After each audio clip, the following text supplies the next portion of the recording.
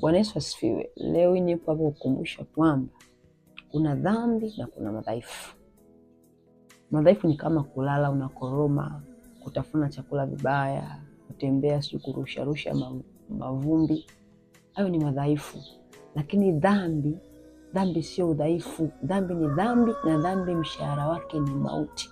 Kuna watu wanatetea uzinzi kama udhaifu. Kuna watu wanatetea masturbation kama udhaifu. Niko hapa kukumbusha kwamba hiyo ni dhambi na huo sio udhaifu. Madhaifu ni haya ya kawaida, yanaweza yakarekebishika na yakaisha. Na dhambi inapaswa kutubiwa. Dhambi sio udhaifu. Masturbation sio udhaifu, hiyo ni dhambi. Changamoto ni kwamba mnawasikiliza sana ma celebrities wa duniani wa kidunia ambao wanaonesha kama kufanya masturbation ni kitu cha kawaida. Kulala na wanawake ni kitu cha kawaida. Anaonesha kama ndio udhaifu wangu. Yaani mimi udhaifu wangu ni wanawake. Mimi udhaifu wangu ni masturbation, mahali pa kupumzikia. No, listen.